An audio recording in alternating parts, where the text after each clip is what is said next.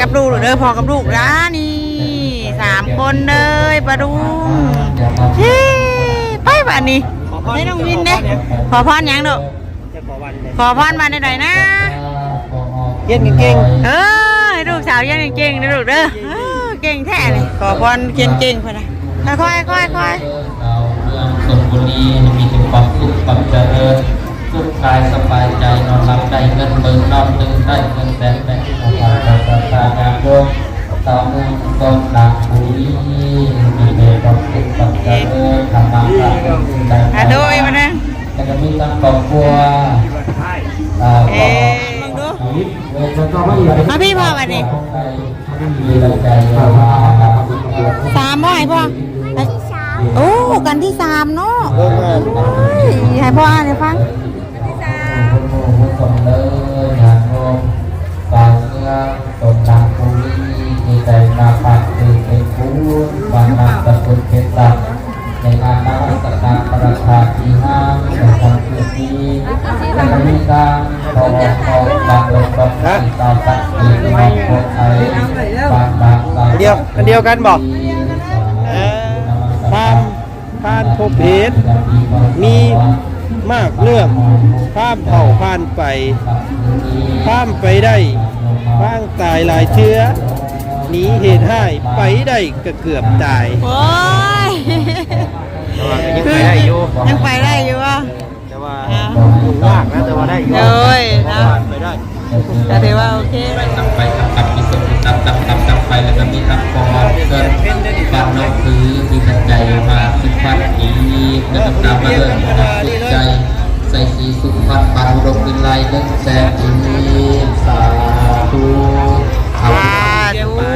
พี่น้องเลยเนาะโอ้มือสันวันดีมือจบมืองามป่าลงเลยเนาะได้บุญมาบวมงานพระธาตุเด้อมานี่ป้าลุงเลยเอาทักทายสบายดีป้าลุงเลยเอาสบายดีเด้อเนาะพากันหมุนมาครับเขาเอาบุญอาอินมานี่พี่น้องเลยจ้าตาตีไปเฮ้ยพอเห็นคนหลายเลยไปสาไปจุดเทียนขอพรก่อนไปมาฮอดแล้วก็เข้ามาข้างในก่อนพี่น้องเอ๋ยเนาะของเจ้าจ้าป้าพี่น้องเอ๋ยไปข้างหน้าเพื่อแหละเนาะเวียนบ่ถ้าโบเวียนก็เอาไปจุดข้างหน้าก็ได้พ่อพี่พ่อทางนั้นบ่นั่นก็ได้ปะไปตาลุงเลยเนาะมาบุญน้ำกันเด้อมื้อนี้เนาะตอนเว้นให้ป้าเพิ่นมาพี่น้องเอ๋ยตอนแรกเฮามาเนาะมานำมาบุญเพิ่นสิ่งนำและก็มีน้ำสักดาแม่น้ำตาปานต้นดอกไม้มีปัจจัยอยู่30,000 อีกสาธุเอาคุณทำคุณสูงคุณดูคุณสมเด้อสาวบ้านดอกไม้ให้มีแต่ความสุขความเจริญอายุมันคนยืนคนร้ายพี่น้องเอ๋ยเนาะงานจบวันที่5เด้อปลาดงเอ๋ยวันที่5มื้อสุดท้ายเนาะแล้วก็มีตังตาตาแต่นางนี้มันใจอยู่30,000 อีกสาธุกินจะบงจบจะลงเลยคนหลายพี่น้องเอ๋ยเนาะสบายดีคนหลายควันกระดุกกุ๊กว่ะเนาะ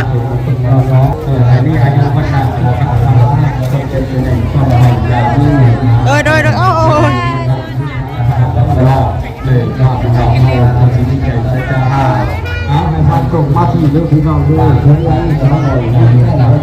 พอจุดเทียนนำไปเซอร์กันใส่เปียกบ่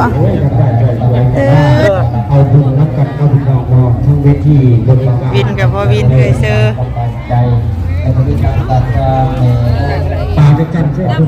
พอได้พองเจ้าใหม่เลยเนาะติงไปติงไม่จ่ายน้อยนี่เราจับขึ้นเป่าแล้วพ่อ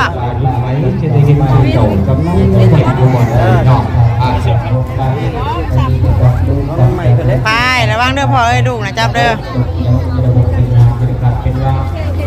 เขาพวกเขาตั้งสองคำมาเจ้ามาแต่ว่ามัน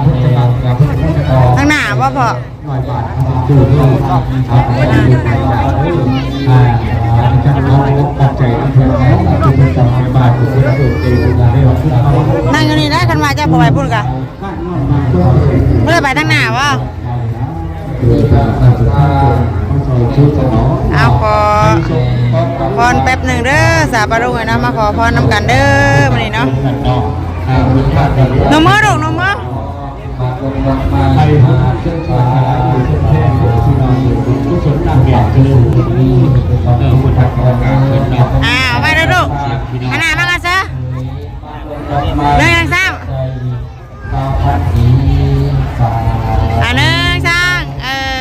เอาไว้ให้พ่อไว้นะมาเอาไว้กับลูกเด้อพ่อกับลูกนะนี่3 คนเลยปะดุงไปบ้านนี้ให้น้องวินเด้ขอพรยังลูกขอพรมาได้นะ เย็นเก่ง ให้ลูกสาวเรียนเก่งๆนะลูกเด้อเก่งแท้เลยขอพรเก่งๆเพื่อนนะใส่มียังลูกให้ถามน้องวินก่อนน้องวินยังมาแล้วน่ะมียังน่ะมีตู้บริจาคความน่ะพอเซียมซีป่ะไปก็แก๊กไปเสี่ยงดวงด้วยหันดีๆเบิ่งแมวกันเนี่ยพ่อมีอยู่ป่ะประกันเด้อไปพ่อไปเด้อไหนลูกก่อนอันนึงไอ้เจ้าอันนึง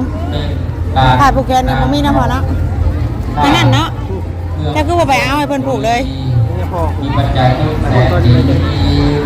ไปลูกกันนะพ่อให้ลูกก่อนนะค่อยส่วนบุรีมีแต่ความสุขความเจริญสุขกายสบายใจนอนหลับได้เงินเบิ่งนอนตื่นได้เงินแบกมือได้เงินเด้อปะดุงเด้อมาเที่ยวงานมาสการบุญพระธาตุอีหังเนาะเอาบุญน้ำกันเด้อคนหลายพี่น้อง ก็จะมีตามที่ออกคำนาลงมามีปัจจัยสาวพันธุ์ ว่าให้เราก่อนก็ได้ เอาสาวใดสาวมีสาวหังสาวเลยเด้ออย่างโยมศาสนิกชนทั้งหลายแล้วก็มีทั้งศรัทธาในออกนันสาบ้านนาโนทองเมืองตัวหนักบุรีมีปัจจัยโภชนาสาวบ้านเกิดกำแพง น้องมุนดูขึ้นมาบางนาโนทองเมืองตัวหนักบุรีมีปัจจัย50,000 สาธุพุทธบุตรทรงเดินมาจากศรัทธาญาโยมสาวเมืองต้นหนักบุรีมีเดชความสุขความเจริญธรรมะได้ ดูอีกมาเนี่ย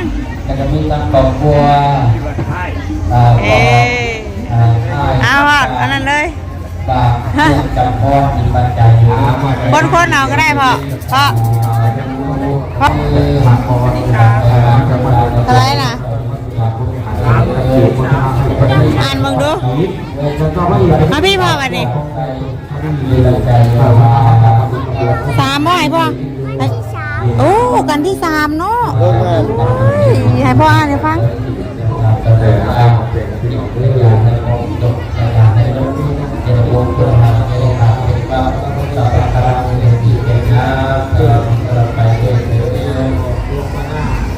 อาเซดินไอ้บ่โอเคบ่มาจับอะไร ไปได้ไปไหน บ่นั่นเป็นไรกับป้าไปทำนี่แหละน้องเชื่อว่าคือพอเชียงซีบ่ ของลูกเชื่อ เชียงซีบ่ว่ะเชียงซีกับมี่อ่ะ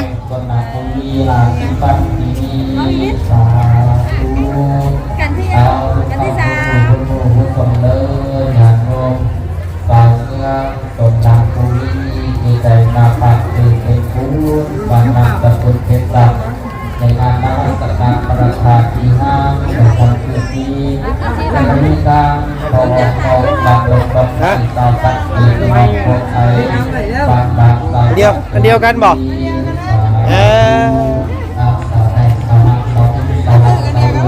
นั่งมาที่เสาสูง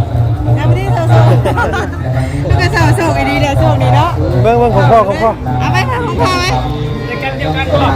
วกันเลย3บ่2ข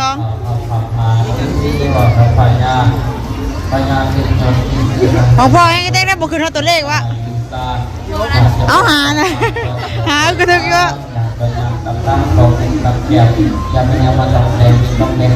มานั่งผีดิ้นมานั่งผีด้วย มานั่งอ่านมึงต้องหายประจานอ่านรู้นางมาที่เสาโศกว่าสันประดุงเลยก็คือเสาโศกแล้วช่วงนี้ชีวิตนี่นะช่วงนี้คือสีแบบบ่ซื่นปานใด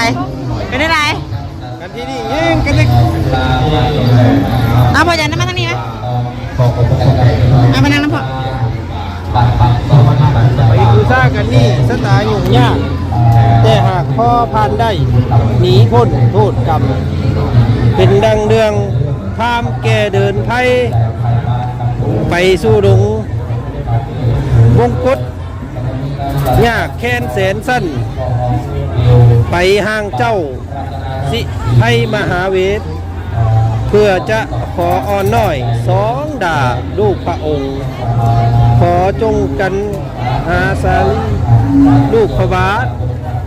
เมื่อเป็นทาสช่วงไส้เมียน้อยแห่งตน การเดินนั่นผ่านพบเหตุมีมากเรื่องข้ามเผ่าผ่านไปข้ามไปได้ข้างตายหลายเชื้อหนีเหตุให้ไปได้ก็เกือบตาย โอ้ย แต่ว่าก็ยังไปได้อยู่ ยังไปได้อยู่อ่ะ แต่ว่ายุ่งยากนะแต่ว่าได้อยู่ โอ้ยนะ ผ่านไปได้ แต่ถือว่าโอเคแล้วบ่ อันนี้ของแม่บ่ ของแม่ของลูกน้ำกันเลย กันที่สามซื้อพระนาคันพระจอมธรรมเดชสันดรเจ้าพร้อมนองเหงาทางนางนาคมาทีทั้งสาลีกันหาลูกอ่อนหนีจากบอนบ้านเกิดเมืองนอนภาคนครเขาเนนเทศ มันเป็นย้อนเหตุท่านสร้างมุกคุณเจ้าตนบุญทรงขี่รถมาพ่อหอดป่าพามแลนตามหลัง ขอเอายังทั้งเห็ดทั้งมาเจ้าบัวซ่าที่ทอดทาดไป อินท่าไทยเห็นใจท้ายโพดท่านลดแล้วขวางป้อมแก่ไปพ่อเข้าได้มีความมาขอต่อพระนอเนี่ยทาดเกี่ยงบ่ห่วงอย่างไปหากได้บูชากันละเจ้าแม่นที่เกิดขังบอดเงินใส่ กำลังอ่านอยู่นะน้ำกันว่าโอ้เลย ไปหากได้บูชากันละเจ้าแม่นที่เกิดขังบอดคนสิอุ้มด้วยสู้ มีใครอยู่แต่เนาะสาธุแต่ประมาณว่าเฮาน่ะทานอย่างเดียวแบบ มีไฟซอย วิไฟซอยแล้ววันนี้นะถามว่าใส่แบบต่อไปแล้วมันสิมีว่าง่ายๆกับผลบุญนะผลบุญที่ท่านไปถึกช่วงเพิ่นนั่นบ่ถึกช่วงเพิ่นทานของในลายแล้วว่าบ่เอานี่ของเจ้านั่นเลี้ยงหนังของแม่บ่อะไรเจ็ดบ่เพิ่นว่าของไอ้วินเนอร์ได้11ไปพาลุงเลยเนาะไปยามเลยสองไม่รู้ไอ้วินนั่งมานั่งมานั่งมานั่ง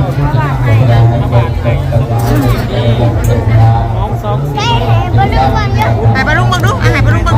ฮะปลาลุงของวินเนอร์ของพ่อบุญตัวนี้ของพ่อบุญของวินเนอร์เลยค่ะพ่อขาดแล้วคนถูกปลาลุงเลยเนาะทำไมไล่ล่ะเจ๊ตุ๊ก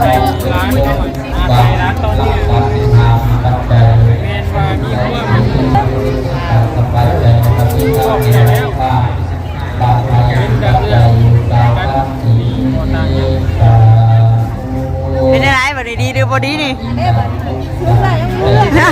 อ่านมาดีแน่เนาะ ดีแน่แล้วขนาดนั้นแหละไอ้ค่ะมาดูเลยนะถือว่าเสี่ยงโชคกันเสี่ยงดวงเสี่ยงยังคนอื่นเสี่ยงซีไปพอเฮามากระเป๋ายันคนเอาไปอยู่นี่คนหลายคนร่วงกระเป๋าได้นี่กระเป๋าซ้ำ ครับจะมีการตัดตาต่อทำลายสุวรรณาลีของครอบครัวบรรณาลอง ไปไปเลยไป สาธุอังสาวแดงสาวหังสาวนีสาวหักสาวเลือด ผ่านไปยังชาทางไหนเฮ้ย ทำลายไปที่ไปตัว วยพรมวนจ้อยๆแท้เสิดอก กองมีกองมองบอกก่อนมีเสาโบราณบอกตั้งแต่ก่อนแกเสือลายลาพิมพ์เติมตามไปนำกันอาจจะเป็นก่อนได้โยมแม่เฮาแล้วก็มีทางสาขาพอแก่สวรรค์บานนาเกือบเมืองปักทองมีปัจจัยอยู่100,000 ไปสาปลาลุงเลยเนาะต่อจากนี้เฮาก็สิพาปลาลุงไปเที่ยวงานข้างนอกของอยู่ของกินของซื้อของขายปลาลุงเลยเนาะขั้นตอนนี้คือเฮามาทำบุญทางในพี่โดยเอาจับแขน ไม่เวจับเลย เพิ่นสิลงแหน่ไปที่ จากโยมศาสนิกชนผู้ตาผู้ตัดทั้ง ไปปลาลุงให้ออกไปนอกคุณเลยบัดนี้เนาะ สักสาวพูดตำลาย ไปป่ะไปลูกป่ะจับแขนน้องป่ะ ไปไปได้สองคนเอ้าเชื่อแต่ลงยืน ตามมีตามกองเอา12ของ14 ยืนนะโอเค ได้งานน ไปแอคทางแน่เลย กับที่ ไม่เป็นยังอ่ะ เอาทำลาย ไปเดี๋ยวมาล่างเอา ตักปลาลงทันเก็บลงไป ไอออกไปวันนี้ปลาลุงเลย เดี๋ยวดูน้ำจังสาวปฏิวัติเอาทำลาย ไอ้นี่น่าจะได้ยังลูกเดี๋ยวได้มากุ้งเลยพ่อน่ะปลาลุงใหญ่เลยยังได้กุ้งอยู่ น้ำสังฆา เด้อเสื้อลูกไม้ทุกตัว8,000 ราคามาทางของซื้อของขายบาทนี่ปลาลุงเลยเนาะ เสื้อลูกไม้ทุกตัว8,000 ตารามยังได้ยังลูกยังว่าลูกบักชุบลูกชุบไปแจ็คทางไหนเด้เนาะตารามอยากกินลูกชุบน่ะปลาลุงเลยเนาะอาหารโซนอาหารไม่ได้ผู้คนก็ถือว่าสมมาพาควรปลาลุงเลยเพราะมันมีงานชนกันกับบุญวันชาติพี่น้องเนาะบุญวันชาติอยู่เซโนอันนี้อยู่สวรรค์อันนี้เนาะกสิไก่จากบ้านเฮามาเนี่ยจักหน่อยอยู่เซโนจากบ้านเฮานี่ประมาณ16 ลักพี่น้องเนาะ17 ลักแต่ว่าจากบ้านเฮามาสวรรค์นี่ประมาณ45พี่น้องแต่ว่าบ่ฮอดนี่เนาะประมาณ30ปลาย40ใช่ทางไหนลูกชุบนะทางไหนเนาะทางไหนนะแต่อากาศร้อนเด้อมาดูไอ้2-3 มื้อเด้อากาศร้อนขนาดแต่ทางงานเพิ่นบัดเตรียมผ้าห่มผ้าแพรเสื้อกันนุ่มกันหนาวมาขายหลายซ้ำใช้ลูกชุบนะก่อนจีนห่านลูกชุบลูกกับพอแลนมาใส่ร้านไอติมเลยอยากกินกันเลยเดี๋ยวพอนั้น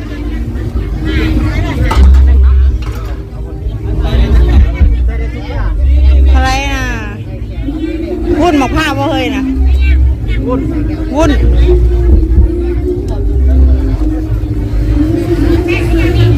ได้หลายแท้ดิเนี่ยกินไอศครีมปลาดุกไอติมมะพร้าวเด้อเพราะน่าพอใส่ลายละอะไรนะฮะ50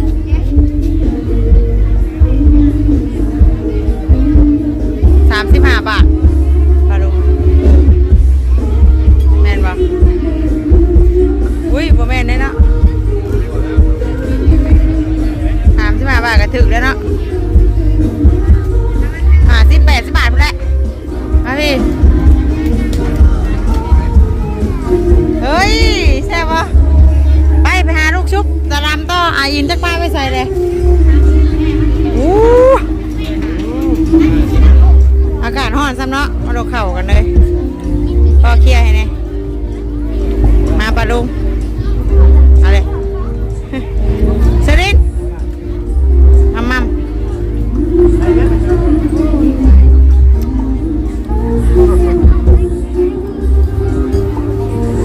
แซ่บอยู่มันบหวานปานใดไปหาลูกชุบลูกโตพูดเลย